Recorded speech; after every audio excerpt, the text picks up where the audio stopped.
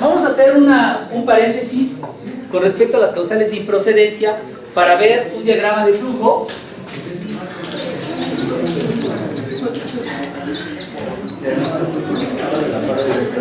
respecto de la tramitación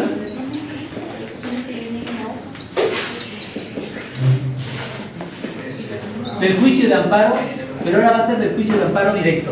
¿De acuerdo? Obviamente que la demanda de amparo directo también tiene sus requisitos. Tienen que poner nombre y domicilio del quejoso, y en caso de que promueva alguien su nombre, pues ¿quién lo hará, no? De quien promueva en su nombre.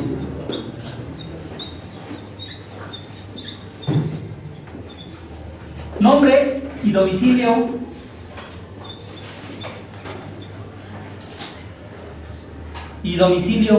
del tercero interesado, autoridad responsable, acto reclamado,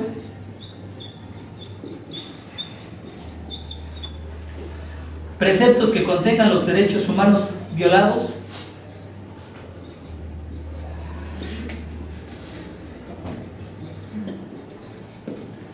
y conceptos de violación. O sea, es 1, 2, 3, 4, 5, 6. Me falta uno. Aquí vamos a ponerle 5 y este ponemos 6. Me falta fecha de la notificación del acto reclamado.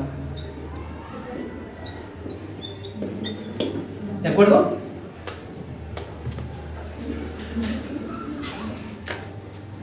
Déjenme decirles que esta demanda de amparo directo, a diferencia del amparo indirecto, ustedes saben que el amparo indirecto se presenta ante el juez de distrito. La demanda de amparo directo se presenta ante la autoridad responsable. ¿De acuerdo? Los litigantes lo que hacen de manera común, primero presentan un escrito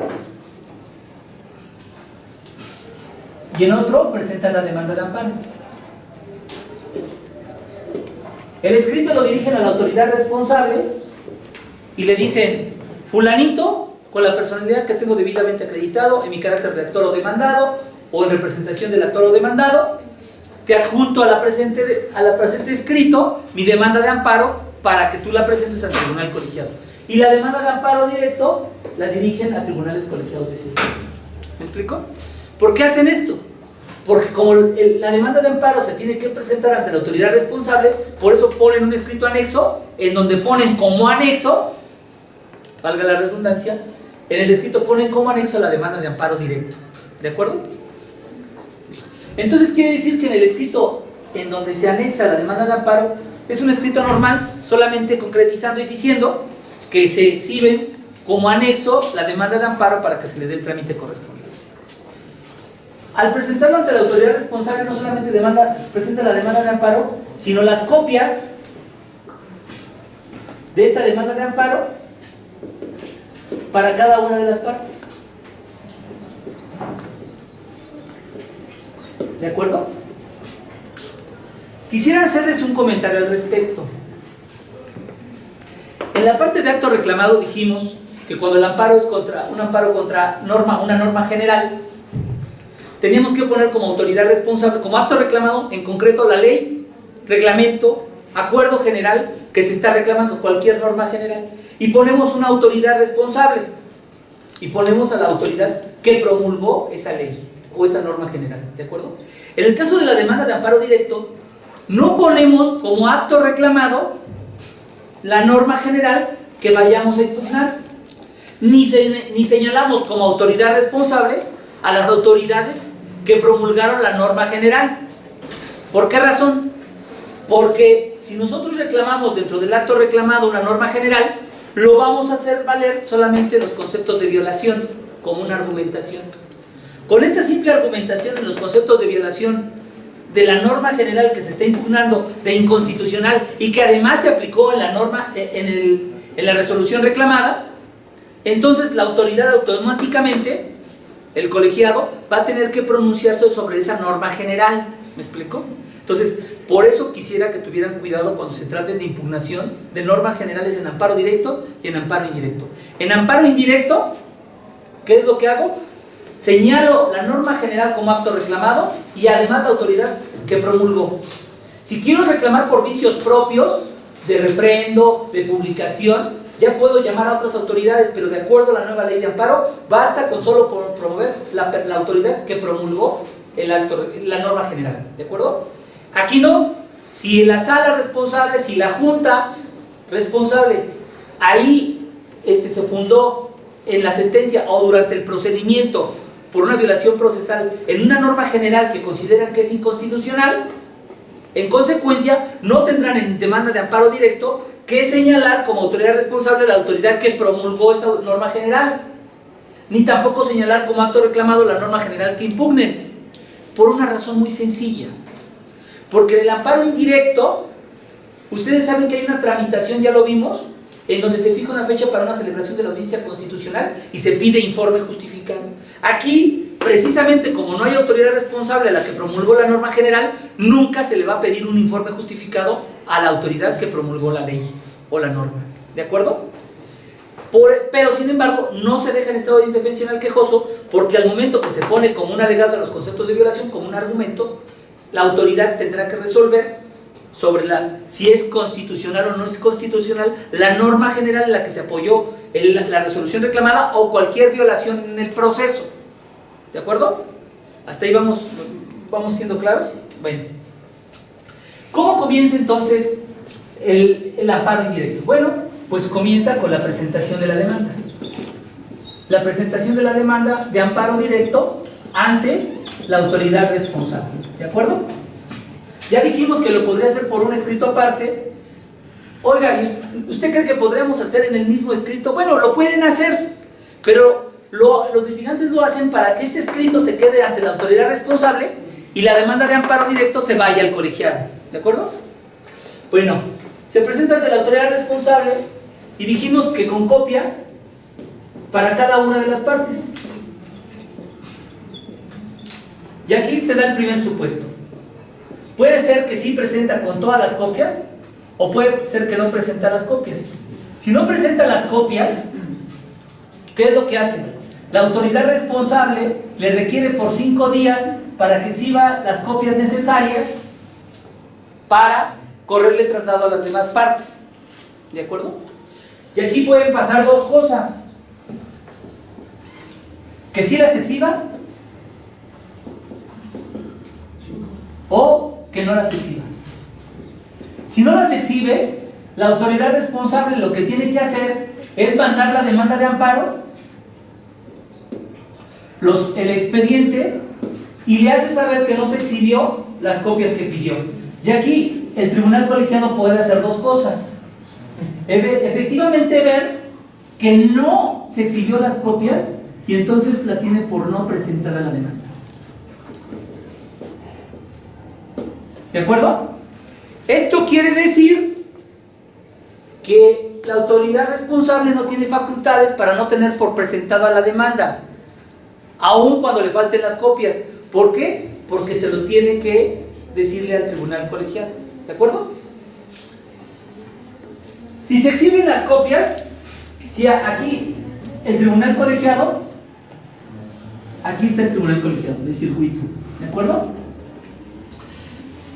No exhibe las copias, se lo pasa a la demanda, el expediente, y el tribunal colegiado puede considerar que no, que efectivamente se tenía que exhibir las copias, le faltaron y como no lo presentó, se tiene por no presentar la demanda de amparo. Pero puede decir el tribunal colegiado otra resolución diferente. ¿Qué puede decir? Que fue indebido o sí se cumplió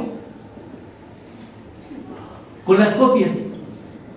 Y entonces lo que hace es regresárselo a la autoridad. En este supuesto, se lo regresa a la autoridad para que le dé el trámite correspondiente. ¿Cuál es el trámite correspondiente? Ahorita lo vamos a ver, ¿de acuerdo? Supongamos que sí, estamos en el caso de que sí exhibió las copias.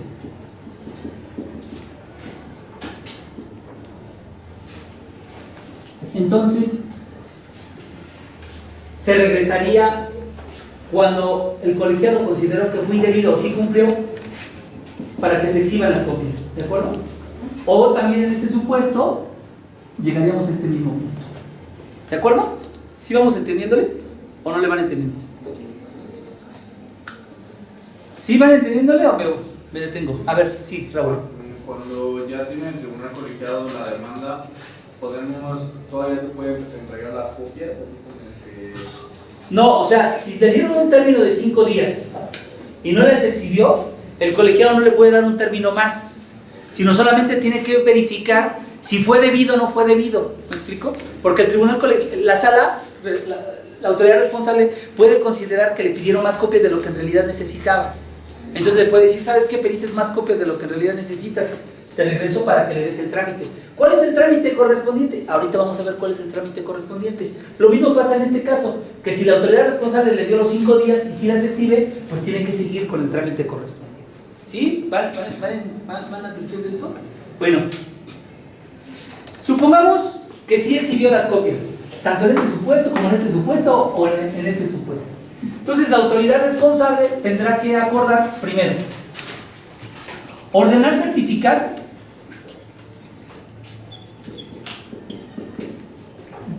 y poniéndole en la demanda dos cosas: la fecha de la notificación de la resolución reclamada,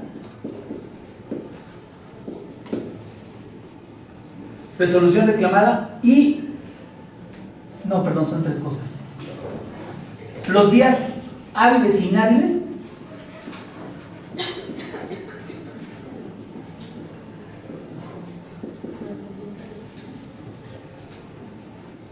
y la fecha de presentación de la demanda.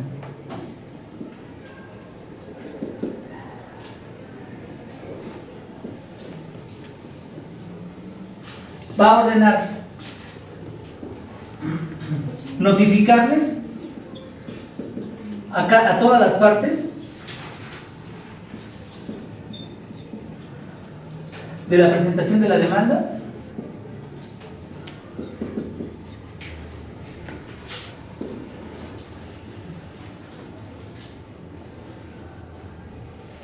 ¿sí? ¿Vamos bien?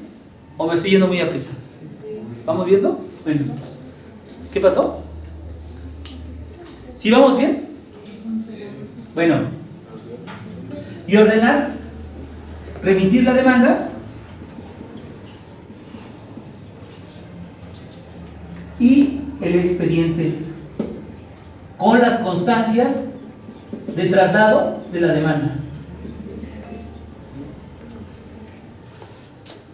¿De acuerdo? Fíjense lo que dice el artículo 178. Dentro del plazo de 5 días contados a partir del día siguiente de la presentación de la demanda, esto lo tienen que hacer dentro del término de 5 días, la autoridad responsable. Dice: dentro del plazo de los 5 días contados a partir del día siguiente de la presentación de la demanda, la autoridad responsable que emitió el acto deberá certificar al pie de la demanda la fecha de la notificación de la resolución al quejoso, la presentación de la demanda, los días inhábiles que me dieron entre ambas fechas. Y después dice: correr traslado a los interesados y rendir el informe. Y rendir su informe justificado. ¿De acuerdo? 178 de la ley de amparo. ¿Saben qué? Aquí me faltó esto.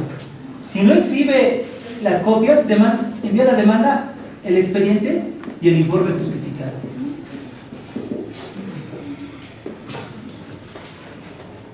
¿De acuerdo? Déjenme decirles que me faltó algo al respecto. Si no exhibe las copias, pero está en el supuesto de que es un asunto penal o un asunto laboral en donde la parte recurriente es el patrón, el trabajador, se trata de menores o incapaces. De derechos, cuestiones de derechos agrarios.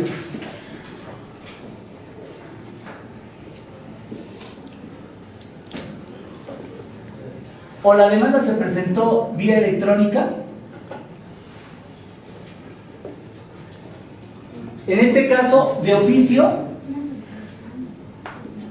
la autoridad responsable sacará las copias. ¿De acuerdo? ¿Sí? ¿Vamos bien? ¿No?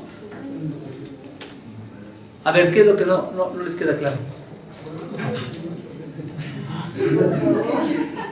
¿Desde el principio? No, nada más con penal. Ah, sí. Es penal, laboral de trabajadores, afecten a menores o incapaces, derechos agrarios. Y falta la de pobreza o marginación. Faltó el de pobreza o marginación. Si se desprende su pobreza o marginación,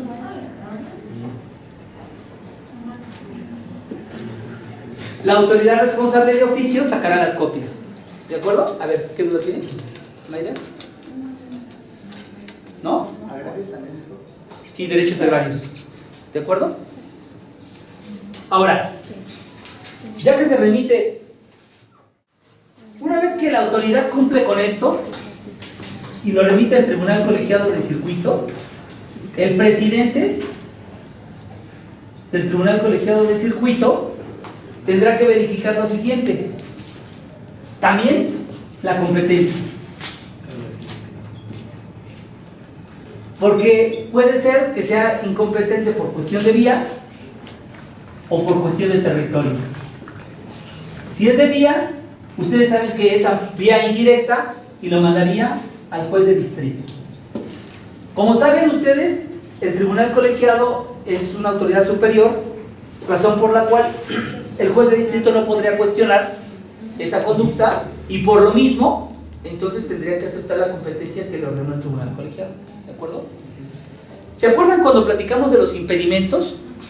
El hecho de que el presidente esté impedido para conocer del asunto no implica que todo el tribunal colegiado esté impedido de conocer del asunto. ¿De acuerdo?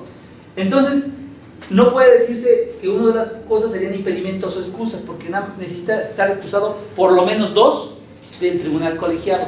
Pero el presidente no es suficiente para que se pueda declarar impedido. Respecto de los impedimentos, ya no voy a repetirlo porque eso me remito a lo que cuando platicamos lo de los impedimentos. ¿De acuerdo? Pero también puede ver que se haya cumplido con los requisitos de la demanda de amparo. Y aquí se pueden dar 2 supuestos. Si no cumple, déjenme decirles que a veces yo he advertido que los presidentes no solamente piden los requisitos de la demanda de amparo, sino también cuestiones de personalidad. Si no cumple, se tiene por no interpuesto.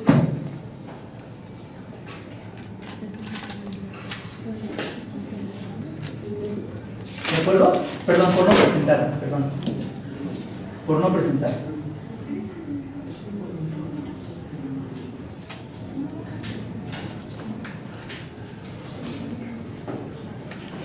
Si cumple, seguimos acá, cumplió con todos los requisitos y entonces aquí admite. Al admitir, le ordena 1, notificar a todas las partes sobre la admisión de la demanda. Pueden advertir que la admisión no lo hizo la autoridad responsable, sino que la admisión lo hizo el tribunal colegiado, ¿de acuerdo? Notifica a las autoridades responsables y les da un periodo de 15 días para que puedan presentar sus alegatos o su amparo adhesivo.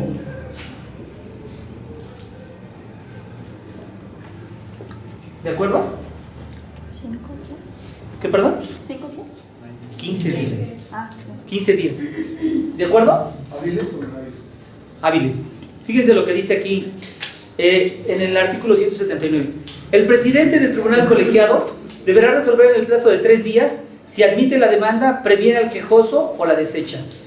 También puede desechar la demanda.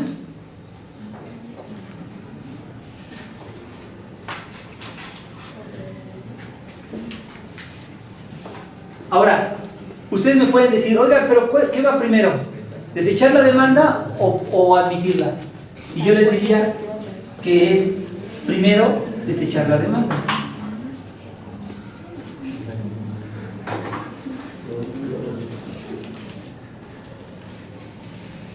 ¿Cuándo desecha la demanda? Pues cuando se advierte una causal de improcedencia, ¿de acuerdo? ¿Cuál causal de improcedencia? Pues las que estamos viendo, ¿de acuerdo? Entonces, fíjense lo que dice el artículo 179. El presidente del tribunal colegiado deberá resolver en el plazo de 3 días. 179. Si admite la demanda, si lo previene para su regularización o la desecha por encontrar un motivo manifiesto indudable de improcedencia. Si hubiera irregularidad de los requisitos del artículo 175, señalará en un plazo que no excederá de 5 días que subsanen las omisiones o corrija los defectos precisados. Si no cumple, se tendrá por no presentada y lo comunicará a la autoridad responsable. Entonces, aquí me faltó algo. Si no cumple, se tendrá por no presentada, pero lo va a comunicar a la autoridad responsable. ¿De acuerdo? Dice, si el presidente no encuentra motivo de improcedencia o subsanándolo, ni defecto en la demanda o subsanándolo, lo admitirá y mandará notificar a las partes para que en el plazo de 15 días presenten sus alegatos o promuevan el amparo adhesivo. ¿De acuerdo? Déjenme decirles que esto del amparo adhesivo ya lo platicamos un poco cuando platicamos sobre la inconstitución, las bases constitucionales del juicio de amparo, pero lo vamos a tratar cuando ya estemos viendo propiamente el juicio de amparo. ¿Se acuerdan del juicio de amparo directo? ¿Se acuerdan que dijimos que estamos haciendo unas pequeñas como cápsulas, ¿no?, informativas para saber cómo es la tramitación de un juicio de amparo indirecto, y ahora estamos cómo se hace un juicio de amparo directo, ¿no? Pero cada una de las partecitas las vamos a ir viendo, ¿de acuerdo? Entonces, dice, transcurridos los plazos a que se refiere el 181, turnará el expediente al magistrado oponente para que formule el proyecto y el auto de turno las hace las veces de citación para sentencia. Entonces, de acuerdo con esto, transcurridos los plazos del 181, dentro de 3 días, turnará, pasados estos días, en 3 días, turnará el expediente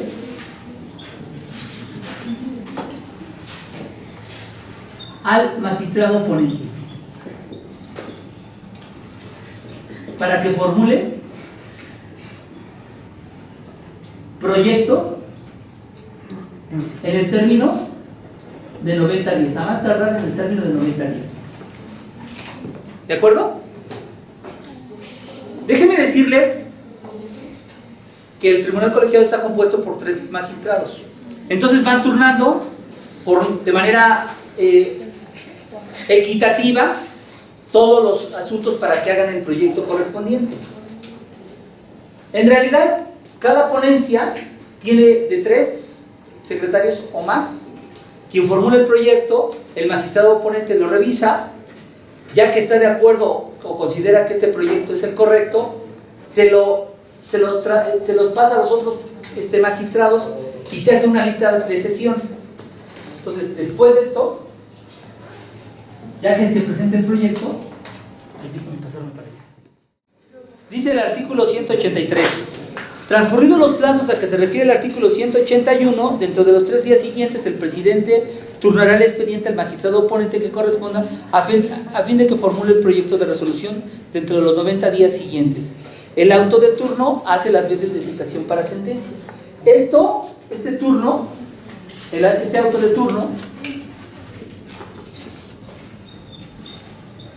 hace las veces de citación para sentencia. ¿Por qué dice que hace las veces de citación para sentencia? Porque es como si se celebrara la audiencia constitucional, ¿me explico? Y ahí le corre, a partir de este auto de término, los 90 días para que el tribunal colegiado falle. El objetivo del legislador es que en 90 días se termine el juicio de amparo directo, pero hay veces que la carga de trabajo impide que se cumpla con este factor de cumplirlo con los 90 días correspondientes. Y dice así, Dice, las audiencias donde se discuta y se resuelvan los asuntos de competencia de los tribunales colegiados de circuito serán públicas, salvo que disposición. La lista de asuntos debe verse en cada sesión y se publicarán en los estados del tribunal cuando menos 3 días antes de la celebración de esta, sin contar en él el de la publicación. Los asuntos se discutirán en el orden que se listen, salvo casos de excepción del juicio jurisdiccional. Si fueron aprobados, se procederá a la firma del engrose dentro de los 10 días siguientes. De no ser aprobados, los asuntos solo se podrán aplazar o retirar. En estos supuestos se sentará la petición de quien y la causa que expuso, y deberá listarse dentro del plazo que excederá de 30 días naturales.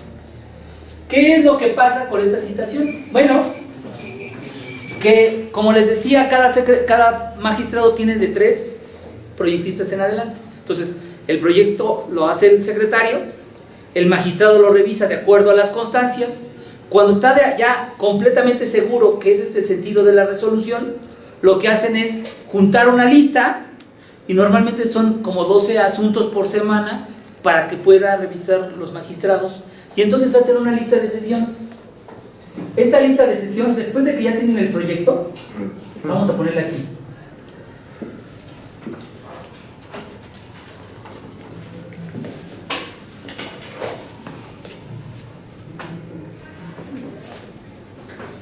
Con los proyectos aprobados por los magistrados ponentes,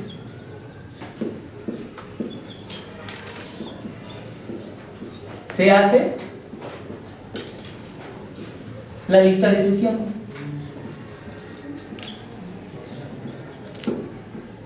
¿De acuerdo? No quiere decir que el proyecto ya esté autorizado por los 3. No, lo que quiere decir es que el ponente fue el que aprobó el proyecto, ¿de acuerdo? Y cada magistrado va por lo menos a listar promedio siempre 12 expedientes por sesión, ¿de acuerdo? Entonces, se hace la lista de sesión de la que va a ser, y dice la ley que debe de ser por lo menos 3 días antes de la audiencia en donde se van a sesionar estos expedientes, ¿de acuerdo? Lo normal es que esta audiencia se haga con 8 días, o sea, por ejemplo, se listan el viernes y se sesionan el jueves. ¿Sí me explicó? La lista la hacen el lunes, digo el viernes. Puede variar, puede variar. Y la audiencia de esta lista se lleva el jueves, para dar el margen de los 3 días que debe mediar entre uno y otro asunto, ¿de acuerdo? Los viernes los magistrados se llevan los proyectos de los otros magistrados y los estudian.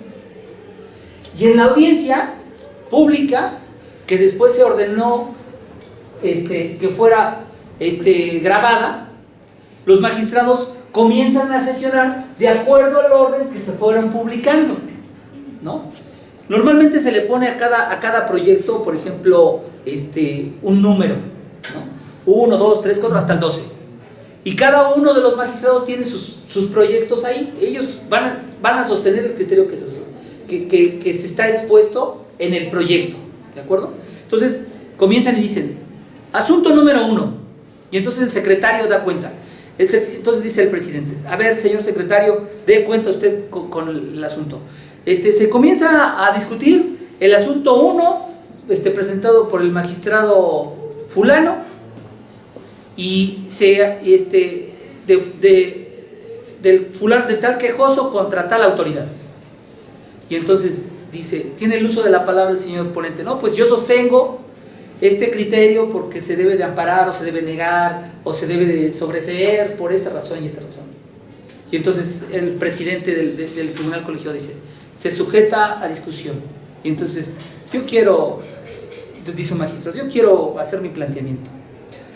Pues yo no estoy de acuerdo con el proyecto, porque esto y esto y esto y esto, y va a dar sus razones.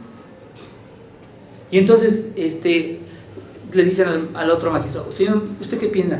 No, pero es que yo sigo sosteniendo por esto y por esto. Entonces el presidente dice, bueno, yo considero esto y esto y esto. ¿Cómo se van a resolver los asuntos? De 2 formas: por unanimidad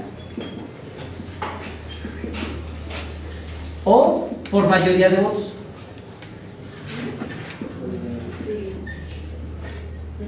Quiere decir que por lo menos 2 magistrados están de acuerdo con el sentido. Obviamente el magistrado presentó su proyecto y consiguió por lo menos que un magistrado estuviera de acuerdo con el proyecto. Como hay uno que es minoría, la ley contempla que tiene que ser su voto particular. Cuando es por unanimidad, pues no tienen que hacer ningún proyecto más porque este proyecto se autoriza. ¿De acuerdo? Fíjense lo que dice aquí la ley. Dice el 185. El día señalado para la sesión, que se celebrará en la presencia del secretario, quien dará fe, el magistrado ponente dará cuenta de los proyectos de la resolución. El presidente pondrá a discusión cada uno de los asuntos y se dará lectura de las constancias que señalen los magistrados, y estando suficientemente debatido, se procederá a la votación. Hay veces que no están de acuerdo los magistrados, ¿no?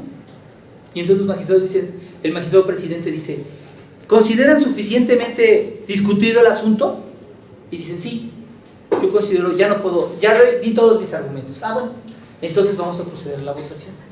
Y entonces el secretario hace una certificación sobre cuál fue la votación que se tomó al respecto del proyecto. Por eso dice aquí, la resolución se tomará por unanimidad o por mayoría de votos. Es el artículo 186. En el último caso, el magistrado que no esté conforme con el sentido de la resolución deberá formar su voto particular dentro del plazo de 10 días. O sea, el magistrado tiene 10 días para hacer su voto. Y dice, en el que expresará cuando menos sucintamente las razones que lo fundamenten. Transcurrido el plazo señalado en el párrafo anterior sin que se haya emitido el voto particular, se sentará razón en autos y se continuará con el trámite correspondiente. ¿Cuál es el trámite correspondiente? Pues si se le informa a la autoridad, si se negó el amparo, hasta ahí se concluye el juicio. Si se concedió el amparo, la autoridad tendrá que proceder al cumplimiento de la ejecutoria de amparo, ¿de acuerdo? Y esto es otro tema que vamos a ver. Entonces, aquí podrán darse, en estos supuestos, 2 cosas. Que se sobresee. Y en este caso, pues hasta aquí se acabó el juicio. Que se niega el amparo.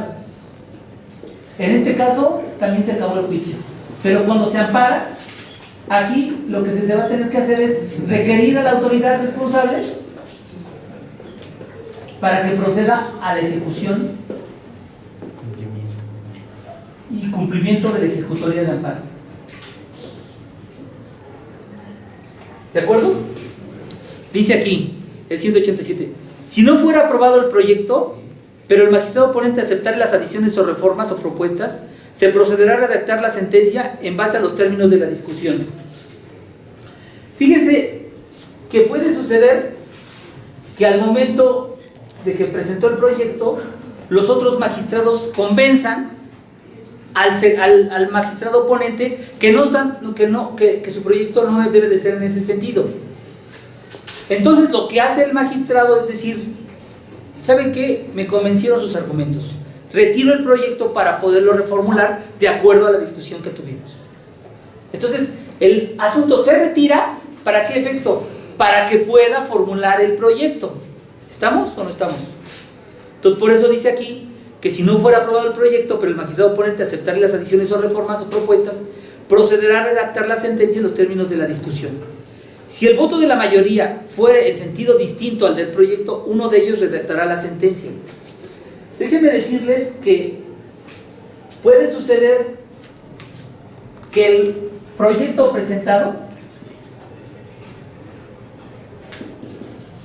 no es aprobado.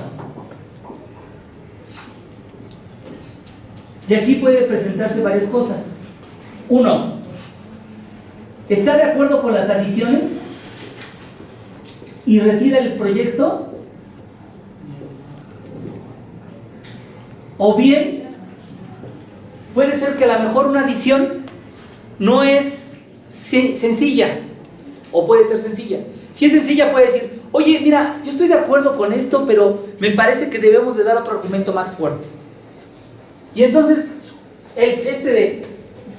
puede retirar el proyecto o puede con las adiciones realizarlas solamente al engrose. ¿Cómo? Realizarlas al engrose.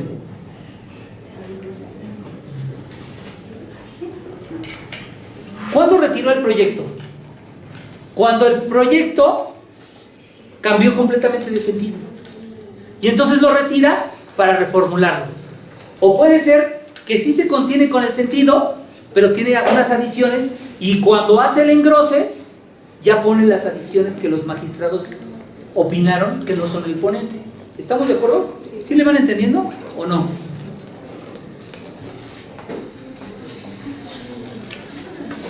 Miren, vamos a hacer una cosa. Como ya se terminó la clase, nada más nos quedamos en esto. La próxima clase vemos esto y la de la audiencia. ¿Sale?